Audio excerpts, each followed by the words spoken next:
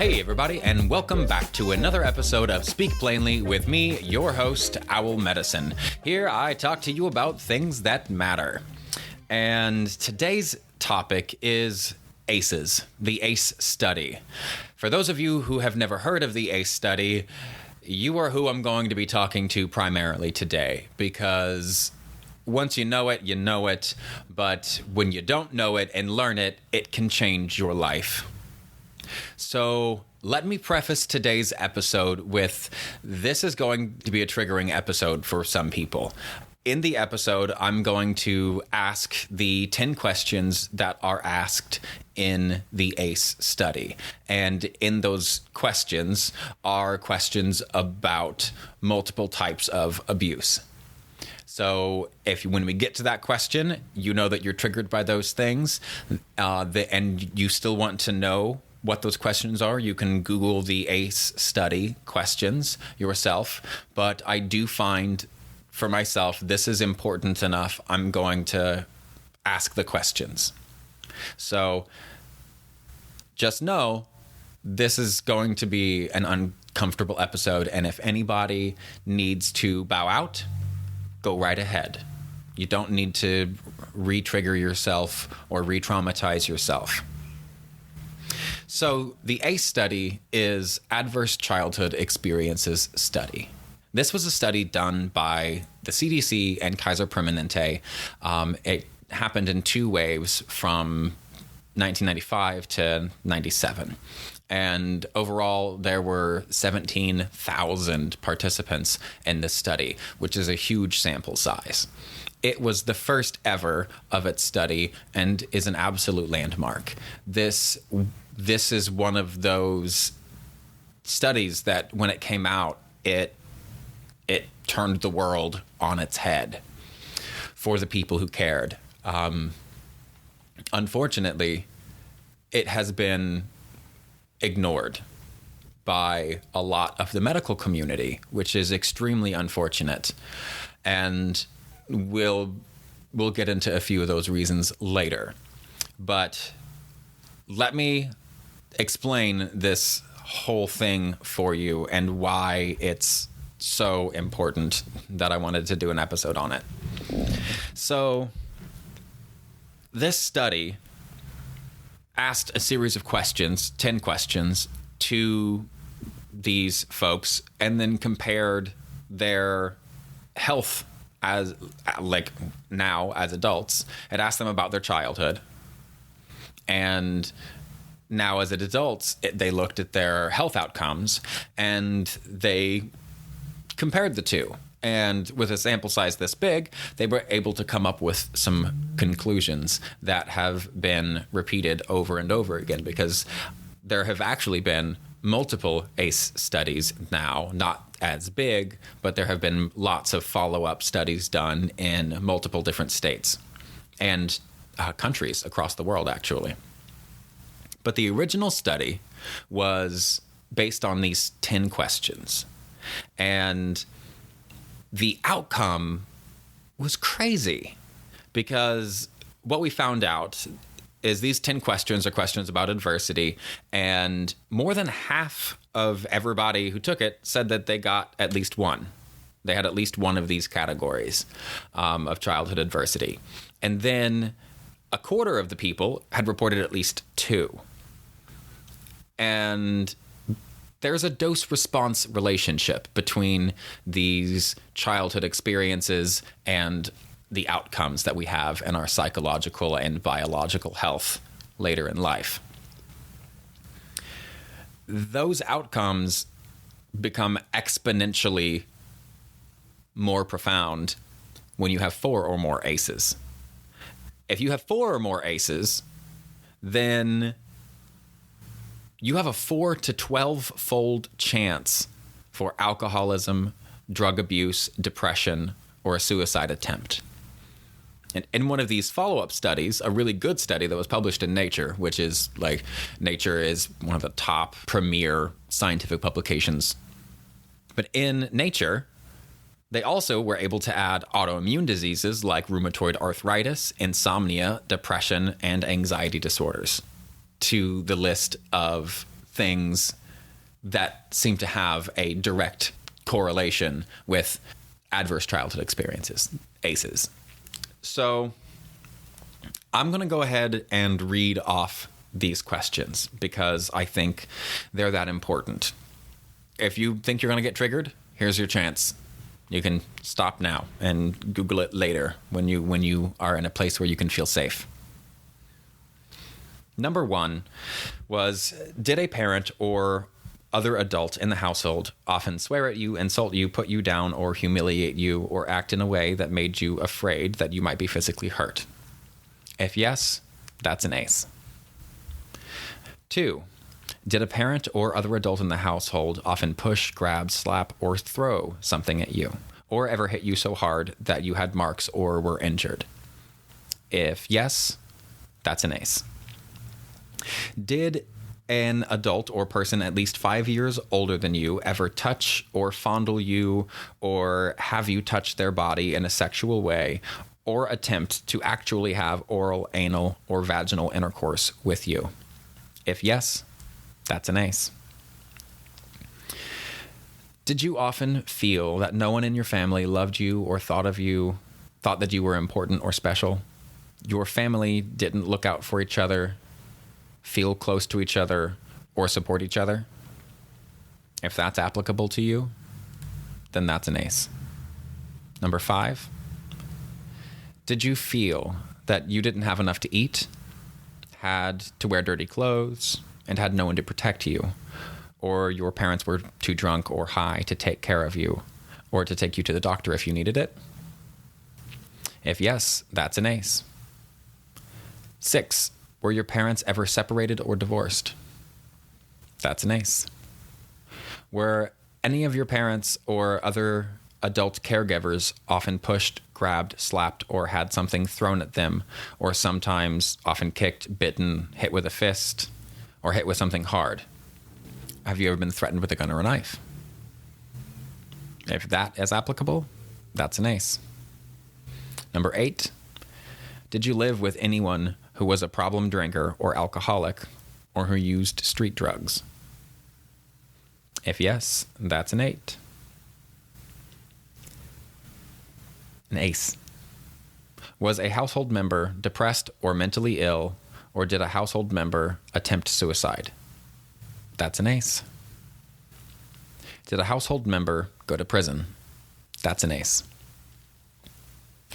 There's your 10. So a half of everybody who took that reported at least 1. A quarter reported 2. And it was 1 in 6, but in follow-up studies, it was 1 in 8. In follow-up studies, it's now been 1 in 6 and as much as 1 in 4 people in other areas of the United States, when they did this, reported 4 or more. That's a lot of people. That's a lot of people. So that's the first thing that we learned from this is childhood adversity is way more common than we thought. And by the way, this study was originally done on mostly college-educated, mostly white, affluent people. So before anybody wants to be like, oh, well, yeah, hard, that's those type of people in some other place. Nope. This was white, like suburbia. So they're really, really common. But the health outcomes are crazy because when a person has 4 or more ACEs, you have a 4 to 12-fold chance for alcoholism, drug abuse, depression, and to have a suicide attempt. Like, it's crazy. So to break down these diseases as an adult, folks with 4 or more ACEs are 2.5 times more likely to develop COPD and hepatitis, 4.5 times more likely to develop depression, and 12 times more likely to consider or attempt suicide. 7 or more ACEs triple a person's lifetime risk of lung cancer and makes you 3.5 times more likely to get ischemic heart disease, which is the #1 killer in the US. That's crazy. And also, if you're thinking, yeah, a rough childhood will make you more likely to engage in damaging behaviors and that kind of thing, like smoking and drugs, well, guess what? They did a control for that. And turns out that even if you don't engage in smoking and drinking and unprotected sex and drugs of abuse, you still are more likely to develop heart disease and cancer. That's crazy. So the point I'm driving home here is not that everybody needs to go get checked for COPD and all of that sort of thing. My point is that your early life experiences have such a profound result on you. Your early psychological experience has such a profound result on you that it changes your biology. It changes your biology not for the better. And that's quite unfortunate. But knowing that is extremely powerful. Because one, for people who did experience abuse and neglect, it can be really isolating and you feel very alone, but you don't know what's normal. And having a quantified 1 to 10 score of how screwed up your childhood was isn't a bad place to start in not feeling alone when you start to realize that tons of people, way more than you thought, had like rough childhood experiences, and that those things have a dramatic effect on our health. And some of the abuse was direct, right? Like some of these questions ask about you being physically or sexually assaulted or abused. But a lot of the rest of it is about you witnessing abuse or witnessing these certain things. And so all you're doing is witnessing it. But the psychological reality of witnessing these things imprints on you so profoundly, your psychological reality becomes the literal form of your brain, which is nuts. But what's happening is we're having to stay in such a high alert state that we never get time to what's called rest and digest. We never get time to slow down and recuperate and allow our bodies to build, to de-stress, and to literally build the brain matter and the neurological matter, the myelination. One of the things that happens is our vagus nerve is affected by these early stresses. We have multiple branches of the vagus nerve, but the posterior branch, the branch in the back, comes in fully myelinated because it's a few 100 million years old. But this more anterior vagus nerve exists only really in mammals and is only a few 100,000 years old. We get the nerve, but it's not really myelinated, and it myelinates. The myelination, or is just these lumps of fat that go around the nerve to insulate the nerve. The body has to build up that myelination, and it doesn't get a chance to do that because it's under constant chronic stress, and nothing under stress can build. It can just keep functioning and keep functioning and keep functioning, which is why so many of us find ourselves in this constant fight to just stay functioning, because that's all we know. We never got to actually chill and experience the growth that comes from the downtime because we were constantly exposed to threats. So if you haven't heard of ACEs and this is your first time, send me a message, leave a comment, because I would love to hear how this hit with you. I would love to hear from you on what this brought up for you, because it changed everything for me. That was one of the big turning points. Finding the ACE studies was one of the big turning points in me deciding to write a book, because it was just like, everybody needs to know about this. And that's why I'm doing it as today's podcast. Everybody needs to know about this. So, continuing with this theme, the early childhood experiences are from these stressful experiences. And the other connection that ties all of this stuff even more together is with PTSD, because essentially that's what it is, right? These early childhood experiences give us PTSD, except that basically means we've lived our entire lives with PTSD.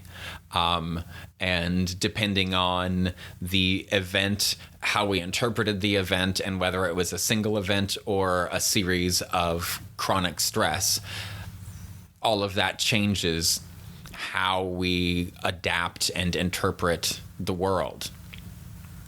So in exploring PTSD in this, it's worth noting that the causes are the same, that the causes for adverse childhood experiences and the causes for PTSD are abuse, neglect, accidents, disasters, war, and most importantly, the areas of the brain that are affected are the same.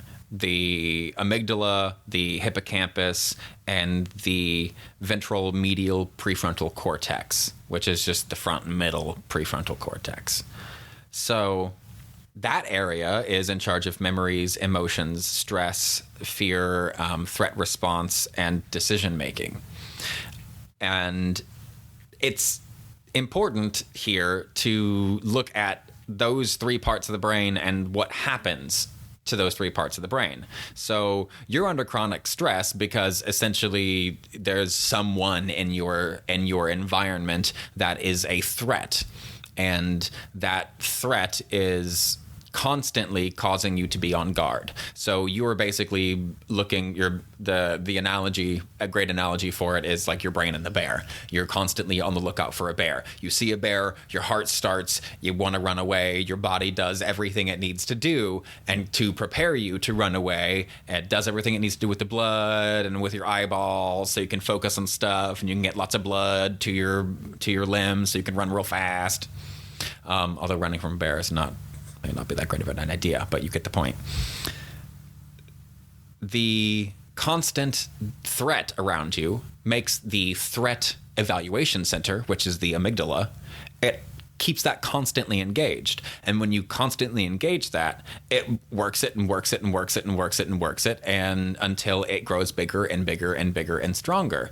And when the amygdala is activated, that threat response center, when that's activated, it inhibits other areas of the brain when it's being strongly activated. It specifically inhibits that medial prefrontal cortex, those two parts of the brain are pretty close to each other and they're pretty well connected because they're supposed to have a two-way communication. And they often do in most people, in normal people, but in the case of PTSD, the amygdala is bigger and stronger than it's supposed to be, and the prefrontal cortex is smaller than it's supposed to be, because that prefrontal cortex about decision making and critical thinking, you don't get a chance to critically think very often when you're constantly in survival mode. So you don't get that part of your brain very well developed, but you still get your threat response evaluation really well developed. So then that amygdala is yelling over top of everything that the prefrontal cortex wants to do. So that means that for us, the people with high ACEs, 4 or more, we have a more dramatic response when we feel threatened. And we can't talk ourselves out of it nearly as easily. So often I have to, if I feel really threatened by something and I recognize that I'm not actually being like physically threatened, I'll have to call somebody to help calm me down because I'm unable to do it for myself. I'll have to look at this situation and evaluate it and be like, am I actually under threat? Is anybody physically going to hurt me in my immediate space and time? And if the answer is no, then I'll have to sometimes get a hold of somebody else to help re-regulate me and down-regulate me, because that medial prefrontal cortex is not able to talk back to the amygdala, because mine and people who have 4 or more ACEs, and I'm sure it's a graduating scale, right? It's not some magically at 4 all of a sudden you get a bigger amygdala, but people with more of that chronic childhood stress and more practice essentially looking for threats, it's just stronger. The amygdala's bigger and meaner and badder, and so when he gets going, he just gets going. The other area is the hippocampus. We haven't really talked about the hippocampus yet. The hippocampus is in charge of facilitating memories and storing memories.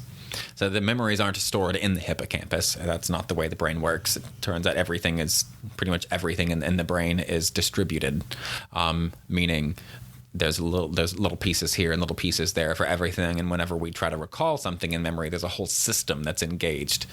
And that hippocampus, it's the same thing under stress. It's not able to form memories. We lose our short-term memory, and we're not able to form memories as easily or as often. And one of the things related to this is, in order to make a memory, you really just need to have a really strong neurochemical reaction. If you have enough neurotransmitters being dumped into your body, enough epinephrine or cortisol, oxytocin, serotonin, whatever, depending on which profile you're getting, the memory will be pleasant if it's oxytocin based and serotonin based, and probably less pleasant if it's just like nociceptin, which is about pain, and epinephrine. So the brain doesn't really matter whether it's positive or negative, but it takes those high intensity moments and locks them into our memories. And when you have a strong amygdala like that, and you're always on guard for threat, the only thing that you ever see is threat. So the only memories that we're ever able to make are new negative memories. Negative memories become the most salient memories. Every time we try to think of anything, all we can think of is the negative stuff. And if that isn't depression, I don't know what is. And I do know what depression is, because I have it. So that's the ACE study. I'm going to keep it short this time. I'm going to try to anyway. That's the ACE study. Kaiser Permanente. It's crazy. The effect that our psychological reality affects our physical health over time, over decades, our psychological reality, our environment provides our psychological reality, and it's our physical reality, right? Like, we're physically being exposed to these things. We feel under threat, even if we aren't the ones being abused. The effect is so profound on our physiology. One final thing to drive this home with, another one that everybody is just like, it's not a real diagnosis, it's all just in their heads. Turns out Holocaust survivors are actually 2 times more likely to suffer from fibromyalgia. So there are some very clear ties now between PTSD and fibromyalgia, and they're looking at other connections between PTSD and other stuff, and it's all turning out to be the same ones as those adverse childhood experiences. So that's the ACE study. That's adverse childhood experiences. If you didn't know, now you know. So there you go. Thank you very much for listening. It has been a wonderful episode, and I will see you all next week. And remember, stay blessed and stay uncomfortable.